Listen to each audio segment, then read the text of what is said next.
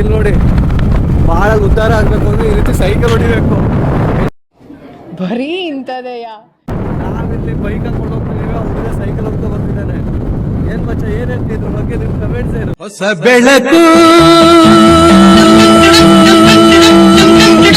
ಮೂಡುತ್ತಿದೆ. ಮನಸ್ಸಲ್ಲಿ ನೂರಾರು ಆಸೆಗಳು, ಕಟ್ಟಕ್ಕಾಗದಿರೋಷ್ಟು EMIಗಳು, ಕದ್ದು ಮುಚ್ಚಿ ಬರೋ ಕೆಟ್ಟ ಆಲೋಚನೆಗಳು, ಹೊರಕಾಗದಿರೋಷ್ಟು ಜವಾಬ್ದಾರಿಗಳು, ಹೀಗೆ ಸಾವಿರ ನೋವುಗಳು. ಇದೆಲ್ಲದ್ರ ಮಧ್ಯೆ ಮನಸ್ಸಿಗೆ ನೆಮ್ಮದಿ ಬೇಕು ಅಂದ್ಕೊಂಡಾಗ ನನಗೆ ಕಾಣಿಸಿದ್ದು ಮೈಸೂರು ಚಾಮುಂಡಿ ಬೆಟ್ಟ. ಮೈಸೂರು ಚಾಮುಂಡಿ ಬೆಟ್ಟ ಹತ್ತಿ ಮರ ನೆಟ್ಟಿ ನೀರು ಎದಲ್ಲಪ್ಪೋ, ಅಲ್ಲಿಗೆ ಹೋಗಿ ಅಲ್ಲಿ ನೆಲೆಯಾಗಿರುವಂಥ ನನ್ನ ತಾಯಿ ಚಾಮುಂಡವನ ಮುಖ ನೋಡಿ ನನ್ನ ತಾಯಿಯ ಮಡಲಲ್ಲೇ ಮಲ್ಕೊಂಡಷ್ಟು ನೆಮ್ಮದಿ ಸಿಗುತ್ತೆ ಅಂತ ಹೋಗಿದ್ದು ಅಲ್ಲಿಗೆ. ಇನ್ನು ತಡ ಮಾಡೋಣ ಬೇಡ, ಬನ್ನಿ ಮುಂದೆ ಹೋಗೋಣ. ನಾವು ಬೆಟ್ಟ ಹತ್ತಬೇಕಾದ್ರೆ ನಮಗೆ ಕಂಡು ಬಂದಿದ್ದು ಅಲ್ಲಲ್ಲೇ ನೀಲಿ ಬಟ್ಟು ತೂಗಾಡ್ತಾ ಇರೋದು. ನಾವು ಇದೇನಪ್ಪ ತೊಟ್ಲು ತೂಗಾಡಂಗೆ ಇಲ್ಲಿ ತೂಗಾಡ್ತಾ ಇದೆಯಲ್ಲ, ಏನಿರ್ಬೋದು ಇದ್ರ ಕತೆ ಅಂತ ಯೋಚನೆ ಮಾಡಿದಾಗ ನಮಗನ್ಸಿದ್ದು ಮಕ್ಕಳಾಗದಿರೋರು ಇಲ್ಲಿ ಹರಕೆ ಕಟ್ಕೋತಿರ್ಬೇಕು ಅಂತ. ಆದರೆ ಅದಾಗಿರಲಿಲ್ಲ. ಏನಂದರೆ ಈ ಬೇಸಿಗೆಗಾಲದಲ್ಲಿ ಹಕ್ಕಿ ಪಕ್ಷಿಗಳಿಗೆ ನೀರು ಕುಡಿಯೋಕ್ಕೆ ಎಲ್ಲೂ ಸಿಗೋದಿಲ್ಲ ಅಂತ ಹೇಳಿ ಅರಣ್ಯ ಇಲಾಖೆಯವರು ಅಲ್ಲಲ್ಲೇ ನೀಲಿ ಬಟ್ಟನ್ನು ಕಟ್ಟಿ ಅದರಲ್ಲಿ ನೀರು ಮತ್ತು ಆಹಾರನ ತುಂಬಿಟ್ಟಿದ್ರು. ನೋಡಿದ್ರ ಎಂಥ ಒಳ್ಳೆ ಮನಸ್ಸು. ಇದು ಮೈಸೂರು ಜನಕ್ಕೆ ಇರಕ್ಕೆ ಮಾತ್ರ ಸಾಧ್ಯ. ಈ ಒಂದು ಅದ್ಭುತವಾದ ಕ್ಷಣಕ್ಕೆ ಭಾರತವೇ ಸಾಕ್ಷಿಯಾಗಿದೆ. Finally reach to the destination Mysuru Chamundeshwari hills. ಆವತ್ತು ಇವರ ಮುಖದಲ್ಲಿ ಒಂದು ತೇಜಸ್ಸನ್ನು ನೋಡಿದೆ, ಏನನ್ನು ಸಾಧಿಸಿರೋ ಸಂತೋಷ. ಬೆಳಗ್ಗೆಯಿಂದ ಹಸ್ಕೊಂಡಿದ್ವಿ, ಒಂಚೂರು ಕಬ್ಬು ಕುಡಿಯೋಣ ಅಂತ ಬಂದರೆ ಇನ್ನ ತೆಗದೇ ಇಲ್ಲ ಗುರು. ಏನು ಮಾಡೋದು, ಇಂಥವ್ರು ಇರ್ತಾರಲ್ಲ, ಬಂದರೆ ದೇವಸ್ಥಾನಕ್ಕೆ ಹಸ್ಕೊಂಡು ಬರಬೇಕು ಅಂತ ಹೇಳ್ತಾರೆ. ಇಲ್ಲಿ ಹೊಟ್ಟೆಗೆ ಬೊಂಬೆಗಳಿಗೆ ಮದುವೆನೇ ಮಾಡಿಸಿದಾರಪ್ಪ ಇಲ್ಲೊಬ್ರು. ಏನು ಅರ್ಥವೇ ಆಗ್ತಿಲ್ವೇ ಈ ಕೇಸು? ಯಾ ದೇವಿ ಸರ್ವಭೂತೇಷು ಮಾತೃರೂಪೇಣ ಸಂಸ್ಥಿತತ ನಮಸ್ತಸ್ತೆ ನಮಸ್ತಸ್ತೆ ನಮಸ್ತಸ್ತೆ ನಮೋ ನಮಃ. ತಾಯಿ ಚಾಮುಂಡೇಶ್ವರಿ ಕಾಪಾಡಮ್ಮ. ಮಾಮೂಲಿ ಬೆಳಗ್ಗೆ 9 ಗಂಟೆಯಿಂದ 10 ಗಂಟೆವರೆಗೆ ಬಂದರೆ ನಿಮಗೆ ಫುಲ್ ರಶ್ ಆಗಿರುತ್ತೆ. ಅದು ನೋಡಿ ಅಲ್ಲಿ ಲಾಸ್ಟ್ವರೆಗೂ ಹೋಗುತ್ತೆ. ಬಟ್ ಇವತ್ತು ರಶ್ ಇಲ್ಲ ತುಂಬ ಏನು, ಅದೇನಂತ ಗೊತ್ತಿಲ್ಲ. ಯಾಕೆಂದರೆ ಮಹಿಳೆಯರಿಗೆ ಉಚಿತ ಪ್ರಯಾಣ ಆದಾಗಲಿಂದ ಕೂಡ ರಶ್ ಇರುತ್ತೆ. ಬಟ್ ಇನ್ನೂ ರಶ್ ಇಲ್ಲ. ಮುಂದ್ಗಡೆ ನೋಡಿ ಏನು ಒಳ್ಳೆ ಸಬ್ಜೆ ಸಾಕ್ಷಿ ಥರ ಹೋಗ್ತಿದ್ದಾನೆ ಮುಂದ್ಗಡೆ ನಮ್ಮ ಹುಡುಗ. ನೀನು ಈ ಕಡೆ ತಿರುಗೋ.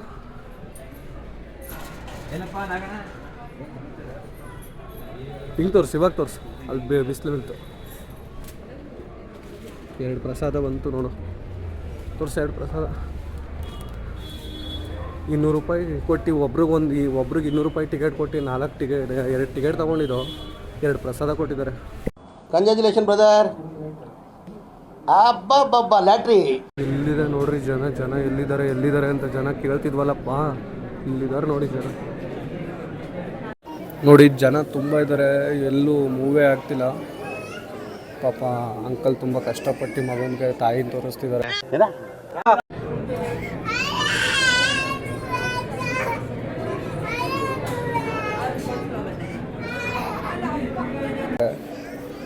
ನೋಡೋಣ ಮುಂದೆ ಇನ್ನೂ ಮೂವೇ ಆಗ್ತಿಲ್ಲ, ಏನಪ್ಪ ಜನ ಇದು ಅಂತ. ಅಂತೂ ಇಂತೂ ದರ್ಶನ ಆಯಿತು, ಹಣ್ಕಾಯಿ ಕೂಡ ಮಾಡಿಸಾಯ್ತು ಫ್ರೆಂಡ್ಸ್.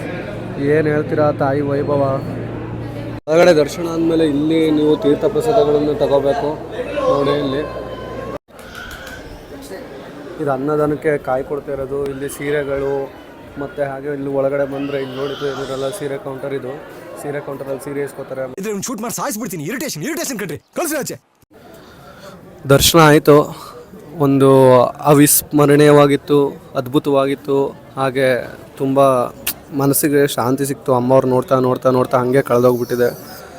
ಸಣ್ಣದ್ರಲ್ಲಿ ಕಣ್ಣಾರ ನಿಂತಿಹಳು, ನಗುತ್ತ ಚಾಮುಂಡಿ ನಿಂತಿಹಳು ಅನ್ನೋ ಹಾಡು ನೆನಪಿಗೆ ಬಂದ್ಬಿಡ್ತು. ತುಂಬ ಮೂಕವಿಸ್ಮಿತನಾಗಿದ್ದೀನಿ, ಏನು ಮಾತಾಡೋಕ್ಕಾಗ್ತಾಯಿಲ್ಲ. ಮುಂದೆ ನೋಡೋಣ.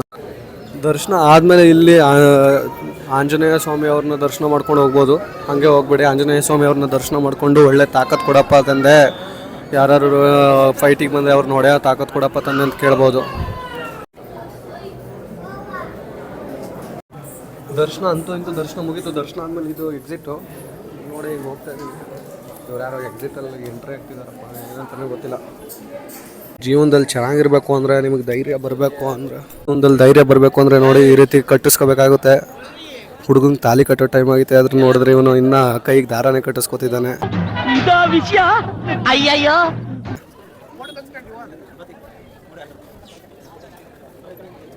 ಈ ರೀತಿ ಕೈಗೆ ದಾರ ಕಟ್ಟಿಸ್ಕೊಂಡ್ರೆ ಕೆಟ್ಟ ಕನ್ಸು ಬರೋದಿಲ್ಲ ಅಂತ ಏನೋ ಗೊತ್ತಿಲ್ಲ ನನಗೂ. ಫಸ್ಟ್ ಟೈಮ್ ಕೇಳ್ತಾ ಇದ್ದೀನಿ ಗುರು. ಇಲ್ಲಿ 3 ಥರ ದರ್ಶನ ಐತೆ ಗುರು. ಒಂದು ನಾರ್ಮಲ್ ದರ್ಶನ ಆ ಕಡೆಯಿಂದ ಬರಬೇಕು, ಅಂದರೆ ಆ ಸೈಡಿಂದ ಬರಬೇಕು ನಾರ್ಮಲ್ ದರ್ಶನಕ್ಕೆ. ಮತ್ತು ಇನ್ನೊಂದು 50 ರೂಪಾಯಿ ದರ್ಶನ ಇಲ್ಲಿಂದ ಎಂಟ್ರಿ ಇದೆ. ಇನ್ನೊಂದು 200 ರೂಪಾಯಿ ದರ್ಶನ ಅಲ್ಲಿಂದ ಎಂಟ್ರಿ ಇದೆ. ಅಲ್ಲಿಗೆ ಟಿಕೆಟ್ ಅಲ್ಲಿ ಕೊಡ್ತಾರೆ. ಮತ್ತೆ ಆ ಕಡೆ ಮಾಡು, ಟಿಕೆಟ್ ಅಲ್ಲಿ ಕೊಡ್ತಾರೆ. ಆ ಕಡೆ ತೋರಿಸು, ಟಿಕೆಟ್ ಕೌಂಟರ್ ತೋರಿಸು. ಟಿಕೆಟ್ ಕೌಂಟ್ರು ಅದು 200 ರೂಪಾಯಿ. ನಿಮ್ಮ ಹತ್ರ ದುಡ್ಡಿದ್ರೆ ನೀವು ದೊಡ್ಡ ಶ್ರೀಮಂತ 200 ರೂಪಾಯಿ ಟಿಕೆಟ್ ತಗೊಳ್ಳಿ. ಅಥವಾ ಇಲ್ಲ ಸ್ವಲ್ಪ ಮಿಡಲ್ ಕ್ಲಾಸ್ 50 ರೂಪಾಯಿ ತಗೊಳ್ಳಿ. ಇಲ್ಲ ನನಗೆ ಆಗದಿಲ್ಲ ಗುರು ಅಂದರೆ ಅಲ್ಲಿಂದ ಬಂದುಬಿಟ್ಟು ನಾರ್ಮಲ್ ದರ್ಶನ ಬರ್ಬೋದು. ಇನ್ನು ಎಲ್ಲಿ ನೋಡಿದ್ರು ದೇವರು ಒಂದೇ ಥರ ಆಶೀರ್ವಾದ ಮಾಡೋದು, ಅದು ನಿಮಗೆ ಬಿಟ್ಟಿದ್ದು ತಗೊಳ್ಳೋದು. ಕಾಣಿಸ್ತಾ ಇದೆಯಲ್ಲ, ಅಲ್ಲಿ ದಾಸೋಹ ಭವನ, ಅದು 10 ವರ್ಷ ದಾಸೋಹ ಭವನ. ಅಲ್ಲಿ ಮಧ್ಯಾಹ್ನ ನಿಮಗೆ ಊಟ ಸಿಗುತ್ತೆ, ಒಳ್ಳೆ ಅದ್ಭುತವಾಗಿರುತ್ತೆ ಊಟ. ಇವಾಗ ನಾವು ಬೆಳಗ್ಗೆ ಬಂದಿರೋದ್ರಿಂದ ತಿಂಡಿ ಸಿಗ್ತಿಲ್ಲ ಅಷ್ಟೇ. ಅಲ್ಲಿ ಹೂ ತಗೊಂಡು ಅಲ್ಲಿಗೆ ಹೋಗ್ತಾ ಇದೀವಿ. ಆ ಅಜ್ಜಿ ಬಾಯಿಂದ ನಾವು ಒಂದು ಕಥೆನ ಕೇಳೋಣ. ಈಗ ಈ ಒಂದು ದೇವಸ್ಥಾನದ ಬಗ್ಗೆ ಏನು ಹೇಳ್ತಾನೆ ಅಂತ ನೋಡೋಣ, ಮಾತಾಡೋಣ, ಆಯ್ತಾ? ಓಕೆ. ಏನ್ what are you people playing? ಆಟ ಆಡ್ತಾ ಇದ್ದೀರಾ ಎಲ್ಲ ಸೇರ್ಕೊಂಡಲ್ಲಿ? ಏನದು? ಅದು ನೀವು ಹೇಳಿ. ಹೊಲ ಜಮೀನು. ಹೇಳಪ್ಪ ನೀನೇ ಜಮೀನು ಅಂತ ಹೇಳು. ಜಮೀನು ಹೊಲ ಹೊಲ ಕಣ್ರಿ. ಆ ಹೊಲದಲ್ಲಿ ನೆಲೆಸಿರೋದು ಅವಳು. ಯಾವ ರೀತಿ ಬಂದಿತ್ತು ಅಂದ್ರೆ ಯಾರು ಉದ್ಭವ ಆಗಿತ್ತು, ನೆಲದಿಂದ ಉದ್ಭವ ಆಗಿತ್ತು. ಮತ್ತು ಮಹಿಷಾಸುರನ್ ಮರ್ದನ ಮಾಡಿದ್ದು ಅದು ಬೇರೆ, ಇದು ಉದ್ಭವ ಆಗಿರೋದೇ. ಇದು ಇಲ್ಲೇ ಉದ್ಭವ ಆಗಿರೋದು. ಹೌದು, ಪ್ರತಿಷ್ಠೆ ಮಾಡಿರೋದಲ್ಲ ಇದು. ನೀವು ಎಷ್ಟು ವರ್ಷದಿಂದ ಇಲ್ಲಿ ಕೆಲಸ ಮಾಡೋದು? ಸುಮಾರು 50 ವರ್ಷ 60 ವರ್ಷ ಆಯ್ತು. ಮತ್ತು ತಾಯಿಗೆ ಏನು ಇಷ್ಟ? ಮಾಮೂಲಿಯಾಗಿ ನಾವಿವಾಗ ಇದು ಕರಿ ಸೀರೆ ಮತ್ತೆ ಈ ರೌಕೆ ಸೀರೆಗಳು ಅವೆಲ್ಲ ಲೆಕ್ಕಿಲ್ಲ. ನಾವೇನಂದ್ರೆ 9 ಮೊಳದು 12 ಮೊಳದು ಸೀರೆ ಉಡಿಸ್ಬೇಕು, ಚೆನ್ನಾಗಿರೋದು, ನೆರಿಗೆ ಬರಬೇಕು. ತುಂಬಾ ರೇಷ್ಮೆ ಸೀರೆಗಳು ಆಗಿದ್ರೆ ಉಡಿಸ್ತಾರೆ. ಹೇಳಿ ಇನ್ನು ಏನು? ರೇಷ್ಮೆ ಸೀರೆಗಳಾಗಿ ಉಡಿಸಿ ಅದನ್ನ ಇದು ಮಾಡಿ ಪೊಂಗಲು ಇದು ನೈವೇದ್ಯ ಮಾಡ್ತಾರೆ. ಈ ಸ್ಥಳ ಎಲ್ಲ ಇಲ್ಲಿ ಹೊಡೆದು ಚಾಮುಂಡೇಶ್ವರಿ ಬಂದು ಮೂಡ್ತಂತೆ. ಅದು ಮೂಡ್ಮೇಲೆ ಇದು ಕಟ್ಟ ಹೊಲ ಇತ್ತಂತೆ. ಇವಾಗ ಅದು ಇಂಪ್ರೂವ್ ಆಗೋಯ್ತು. ಈಗ ಮಾತಾ ಈಗ ಅಣ್ಣ ಬಾಬಾ ಅಷ್ಟೇ ಹಂಗೆಲ್ಲ ಆಗಿ ಈಗ ತಾಯಿಗೆ ಜಾಸ್ತಿ ಇಂಪ್ರೂವ್ ಆಗಿ ಅಳಗ ಉದ್ಭವ ಆಗಿ ದುಡ್ಡು ಕಾಸು. ನೀವು ಮದುವೆಗೆ ಬಂದಿದ್ದ ಈಗ? ಮದುವೆ ಆಗಿ ಬಂದಿದ್ದೀವಿ. ಸಾಯಿಗೆ ಮಲ್ಗೆ ಹೂ ಇಷ್ಟ ಅಂತಾರೆ, ನೀವು ಎಲ್ಲರಿಗೂ ಕಮಲ ಹೂ ಕೊಡ್ತೀರಿ? ಕಮಲ ಹೂವು ಇವಾಗ ತಾಯಿಗೆ ಕಮಲ ಹೂವೇ ಇಷ್ಟ. ಕಮಲ ಹೂವು ಇಷ್ಟ. ಮಾತಾಯಿಗೆ ಮಲ್ಗೆ ಹೂವು, ಕನಕಾಂಬರ ಹೂವು, ಜಾಜಿ ಹೂವು, ಈ ಥರ ಎಲ್ಲ ಅವಳಿಗೆ ಮಾತಾಯಿಗೆ ಇಷ್ಟ. ನಮ್ಮ ಚಾಮುಂಡೇಶ್ವರಿ ತಾಯಿ ದರ್ಶನ ಪಡ್ಕೊಂಡು ಬಂದು ಅಲ್ಲಿ ದರ್ಶನ ಮಾಡ್ಕೊಂಡ್ಮೇಲೆ ಒಬ್ಬರು ಹೇಳಿದ್ರು ನಮಗೆ ಪಕ್ಕದಲ್ಲಿ ಮಹಾಬಲೇಶ್ವರ ಸ್ವಾಮಿ ದೇವಸ್ಥಾನ ಇದೆ, ಅದನ್ನು ವಿಸಿಟ್ ಮಾಡ್ಕೊಂಡು ಹೋಗಿ ಅಂತ. ಯಾಕೆ ಅಂತ ಕೇಳಿದ್ರೆ ತಾಯಿ ಚಾಮುಂಡೇಶ್ವರಿ ಅವರು ಪಾರ್ವತಿ ಸ್ವರೂಪ, ಮತ್ತೆ ಮಹಾಬಲೇಶ್ವರ ಅವರು ಶಿವನ ಸ್ವರೂಪ. ಶಿವ ಮತ್ತೆ ಪಾರ್ವತಿ ಏನು ಅಂತ ನಿಮಗೆ ಗೊತ್ತು. ಹಾಗಾಗಿ ತಾಯಿ ನೋಡಿದ್ಮೇಲೆ ತಂದೆ ನೋಡಲೇಬೇಕಲ್ವ, ಅದಕ್ಕೋಸ್ಕರ ಈ ಶ್ರೀ ಮಹಾಬಲೇಶ್ವರ ಸ್ವಾಮಿ ದೇವಸ್ಥಾನ ಬಂದು ದರ್ಶನ ಮಾಡಿದ್ವಿ. ಈ ಮಹಾಬಲೇಶ್ವರ ದೇವಸ್ಥಾನಕ್ಕೆ ಒಂದು ಪ್ರಾಚೀನವಾದಂತಹ ಒಂದು ಇತಿಹಾಸ ಇದೆ. ಇದೊಂದು ಐತಿಹಾಸಿಕ ಸ್ಥಳ, ಅದಕ್ಕೋಸ್ಕರ ಅವರು ಅಲ್ಲಿ ಕೂಡ ಬೋರ್ಡ್ ಹಾಕಿದ್ದಾರೆ, ನೋಡಬಹುದು. ಇದನ್ನ ಸುರಕ್ಷಿತ ಸ್ಥಳ ಎಂದು ಪರಿಗಣಿಸಿ ಇಲ್ಲಿ ಯಾವುದೇ ತರಹದ ವಿಗ್ರಹಗಳನ್ನ ಮುಟ್ಟಬಾರದು ಅಂತ ಹೇಳಿದ್ದಾರೆ. ಹಾಗೆ ಒಳಗಡೆ ನಿಮಗೆ ಶ್ರೀ ಕಾಶಿ ವಿಶ್ವನಾಥೇಶ್ವರ ಮತ್ತೆ ಮಹದೇಶ್ವರ ಹಾಗೂ ಸಪ್ತಮಾತೃಕೆಯರು ಕೂಡ ನೋಡ್ಲಿಕ್ಕೆ ಸಿಗ್ತಾರೆ. ನೀವು ಅಲ್ಲಿ ಹೋಗಿ ಮತ್ತೆ ಇಲ್ಲಿ ಬಂದು ನೋಡಾದ್ಮೇಲೆ ನಿಮಗೆ ಒಂದು ಒಳ್ಳೆ ಮನಶಾಂತಿ ಸಿಗುತ್ತೆ.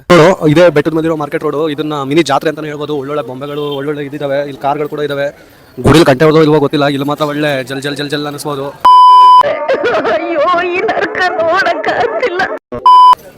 ಗುಡಿಲಿ ಗಂಟೆ ಹೊಡೆಯಕ್ಕಂತೂ ಟೈಮ್ ಕೊಡಲಿಲ್ಲ ನಮಗೆ. ಇಲ್ಲಿ ನೋಡಿ, ಇಲ್ಲಿ ಗಂಟೆ ಹೊಡಿತೀವಿ. ಗಂಟೆ ಕೂಡ ಚೆನ್ನಾಗಿದಾವೆ, ಇಲ್ಲಿ ಬೇಕಂದ್ರೆ ಬಂದು ತಗೋಬೋದು ಗಂಟೆಗಳು. ಮನೆಗೆ ಒಳ್ಳೆ ಶೋಕೇಸು. ನಮ್ಮ ಅಮ್ಮನ ಮತ್ತೆ ಇಲ್ಲಿ ಕರ್ಕೊಬರಲ್ಲ, ಯಾಕೆಂದ್ರೆ ನಂದಿರೋವರ ಸಂಪಾದನೆ ಇಲ್ಲೇ ಹಾಕ್ಬಿಡ್ತದೆ ನಮ್ಮಮ್ಮ. ಎಂಥ ಒಳ್ಳೆ ಮಕ್ಕಳಿಗೆ ಜನ್ಮ ಕೊಟ್ಟೆ. ಏನು ಮಾಡೋದು, ತಾಯಂದ್ರಲ್ವಾ, ಅದೇ ರೀತಿ ಇರ್ತದೆ. ಒಳ್ಳೊಳ್ಳೆ ಐಟಮ್ಗಳಿದಾವೆ, ನೋಡ್ಬೋದು. ಇಲ್ಲಿ ನಾವು ಚಿಕ್ಕದಲ್ಲಿ ಬಂದಾಗ ಇದೇನು ಇತ್ತಿಲ್ಲ ಗುರು, ಪಕ್ಕದಲ್ಲಿ ಸುಮ್ಮನೆ ಹೂವಿನ ಅಂಗಡಿ ಹಾಕೊಂಡಿರೋ ಅಷ್ಟೇ. ಇವಾಗ ನೋಡಿದ್ರೆ ಫುಲ್ ಇಲ್ಲ, ಇದೆಲ್ಲ ರೆಡಿ ಮಾಡಿಬಿಟ್ಟಿದ್ದಾರೆ. ಚಿಕ್ಕದಲ್ಲಿ ಬಂದಾಗಿದ್ದೀರಾ, ನಾನು ಒಂದು ಕಾರ್ ತಗೋತಿದ್ದೆ ಮೋಸ್ಟ್ಲಿ. ಇಲ್ಲಿ ಇವಾಗ ಯಾವುದೂ ಇಲ್ಲ, ಇವಾಗ ಮಾತ್ರ ಇವೆಲ್ಲನೂ ಹಾಕಿದ್ದಾರೆ. ನೋಡೋಣ ಮುಂದೆ ಇನ್ನೂ ಏನೇನಿದೆ ಅಂತ. ಮುಂದೆ ಇನ್ನೂ ತುಂಬ ದೊಡ್ಡದಾಗಿದೆ ಗುರು, ಜನ ಜಂಗುಳಿ ಆಗಿದ್ದಾರೆ. ಏನು ಒಳ್ಳೆ ಆಕಾಶಕ್ಕೆ ಏಣಿ ಹಾಕೊಂಡು ಮುತ್ಕೊಟ್ಟಂಗಿದ್ದಾರೆ ಜನ. ನೋಡಿ ಇಲ್ಲಿ ಊಹು, ಏನು ಇರೋಬರ ದೇವರೆಲ್ಲ ಇಲ್ಲೇ ಇದಾವೆ. ಅಲ್ಲಿ ದೇವಸ್ಥಾನಕ್ಕೆ ಹೋಗೋ ಅವಶ್ಯಕತೆ ಇಲ್ಲ. ನೋಡಿ ಇಲ್ಲಿ ಎಷ್ಟೊಂದು ಇದಾವೆ, ಇರೋಬರ ದೇವರುಗಳೆಲ್ಲ ಇಲ್ಲೇ ಇದಾವೆ. ಇಲ್ಲಿ ಕಾರು ಗೀರು ಎಲ್ಲ ಇದಾವೆ. ಏನು ಬೇಕು, ಗೊಂಬೆ ಬೇಕಾ, ಏನು ಬೇಕು, ಏನಾದರೂ ಮಾಟ ಮಾತ್ರ ಮಾಡಬೇಕು ಅಂತ ಒಳ್ಳೊಳ್ಳೆ ಗೊಂಬೆಗಳಿದಾವೆ. ನೋಡಿ ಇಲ್ಲಿ ಸೂಪರ್ ಆಗಿರೋ ಗೊಂಬೆಗಳಿದಾವೆ. ಇಲ್ಲಿ ನಿಮ್ಮ ಗರ್ಲ್ ಫ್ರೆಂಡ್ಸ್ ಕರ್ಕೊಬರಬೇಡಿ, ಇಂಥ ಗೊಂಬೆಗಳೆಲ್ಲ ನೋಡಿದ್ರೆ ಸಾಕು. ಒಳ್ಳೆ ಸ್ವೀಟ್ ನೋಡೋದು. ಮಾರ್ಕೆಟಿಂದ ಹೊರಗಡೆ ಬಂದು ನೋಡೋಕೆ ಬಂದಿರೋದು ಮಹಿಷಾಸುರ ಅವ್ರನ್ನ. ಏನು ಕೈಯಲ್ಲಿ ಹಾವು, ಕೈಯಲ್ಲಿ ಕತ್ತಿ, ಏನೇನು ಬೇಕೋ ಅದನ್ನೆಲ್ಲ ಇಟ್ಕೊಂಡು ನಿಂತಿದ್ದಾರೆ.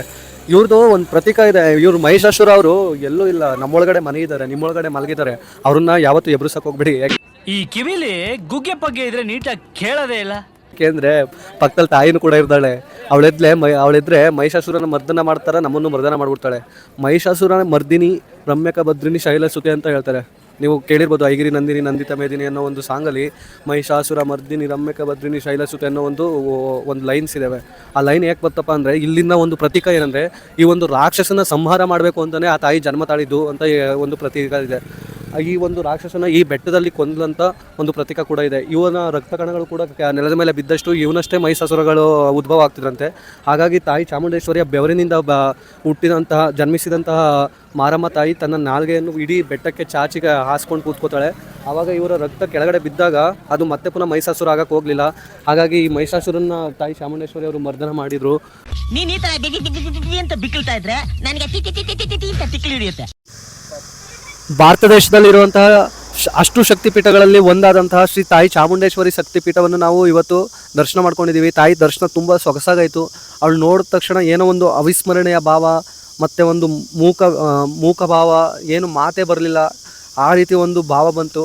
ನಿಮಗೆ ಏನಾದರೂ ಮನಸ್ಸಿಗೆ ನೆಮ್ಮದಿ ಇಲ್ವಾ ಅಥವಾ ನೆಮ್ಮದಿ ಹುಡುಕ್ತಾ ಇದ್ದೀರಾ, ಎಲ್ಲಿಗೋ ಹೋಗ್ಬೇಕಾಗಿಲ್ಲ, ಪಕ್ಕದಲ್ಲಿರೋ ತಾಯಿ ಚಾಮುಂಡೇಶ್ವರಿ ಸನ್ನಿಧಾನಕ್ಕೆ ಬನ್ನಿ, ಅವಳನ್ನು ನೋಡಿ, ಅವಳ ಮಡ್ಲಲ್ಲೇ ತಾಯಿ ಮಡ್ಲಲ್ಲಿ ಸಿಗೋವಂಥ ಸುಖ ಸಿಗುತ್ತೆ ನಿಮಗೆ, ಬಂದು ಒಂದ್ಸಲ ದರ್ಶನ ಪಡ್ಕೊಳ್ಳಿ ಅಂತ ಹೇಳ್ತಾ ಸರ್ವಂ ಸಮಂಜಸಂ ಲೋಕ ಸಮಸ್ತೋ ಸುಖಿನೋ ಭವಂತು ಅಂತ ಹೇಳ್ತಾ ಬಾಯ್ ಫ್ರೆಂಡ್ಸ್, ಮತ್ತೆ ಸಿಗೋಣ.